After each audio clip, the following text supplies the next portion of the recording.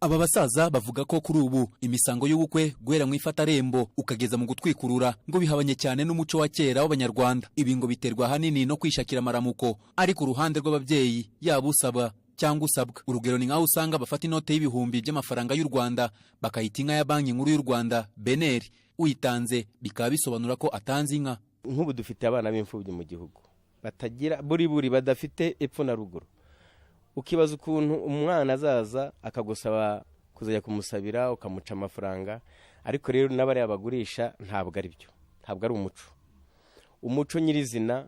Barazaga bakakuranga ko uri umusaza mwiza uzi kuvuga ijambo, ukagenda ukabafasha, ubukwe bwazarangira nabo bagahindukira bakaza kugushimira, kandi bakagushimira mu buryo bw'umuco, batazanye envelope y'amafaranga cyangwa se ngo bazane ibindi bipfunyika bindi. Baguturaga inzoga bakaza bakakubwira bati urubanza twagusabye waruhumuje neza, warukoze neza, bakagushimira. Ari MC na amafaranga, ari umushumba na amafaranga, ari umusaza uvuga ijambo na amafaranga. Sinzi rero uwo muco wacu ahugana. Uretse ibi ngo n'ikindi kibazo aho usanga umuhungu n'umugeni we bakora gahunda zabo, ababyeyi babo bakazabimenya byarageze ku musozo. Nitwa Rwamugenza Deogratias, Bamugana Nyambo, Wakangabo, Karwamirego, Rwabishanga, Byakimanuka, Cyanda barasa.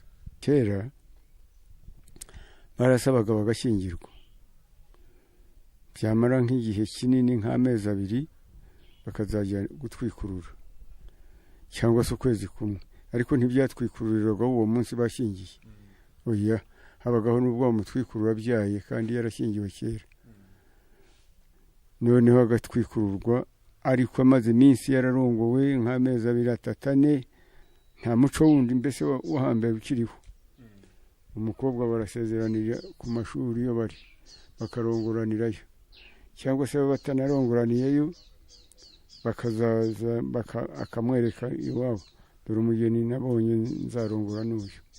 Iwabo ntibasaba nakundi, kireka kuzaza bageze aho ngaho bakamukosha gusa. Ibi byihindagurika by'umuco bya hato na hato usanga nanone bituma habaho urujijo mu rubyiruko, aho usanga bamwe bashigikira ibigezweho mu gihe abandi basa n'abari ku ruhande rw'uyu muco wa kera. Karinganire Diamahabat numwe mu bakoraga umwuga wo kuvuga amazina y'inka mu misango y'ubukwe. Kugira ngo abantu bari mu bukwe bishime, na babandi basenga, wa muntu araza agacomekamo iby'Imana. Ngewe mu by'ukuri navugaga amazina y'inka, ariko ntago nigeze mvuga iby'Imana, kuko niba wampamagaye utivuga amazina y'inka ntago nabonaga ukuntu ndi bushyiremo ibyanditswe bya Bibiliya. Cyokora hari abahanzi nyine babicomekamo bikajyamo, akakubwira ati Yesu yavukiye mu kiraro cy'inka, akabishyiramo bikajyamo abantu bakanogerwa. Ariko ntekereza ko ari gusa naho wangiza umuco. Ntago ndi uwa kera cyane rero iby'ubu ngubu genda byemera cyane, bitewe nuko ari byo nabonye.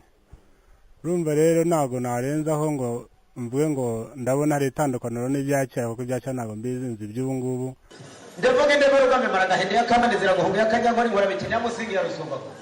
biragoye gusobanura ibindi byose bigaragaza ko umuco gakondo ubangamiwe n'umuvuduko isi ya none igenderaho, kuko nimwe mu myambarire isa nigaragaza ibi bivugwa. Urugero rutangwa ni nko kwambara amakote mu gihe kera ngo bakenyeraga, ndetse n'imvugo bamwe bemeza ko ari ibinyoma ikoreshwa mu gihe cyo gusaba abageni. Frank Mario Sebudandi, Televiziyo y'u Rwanda, i Kigali.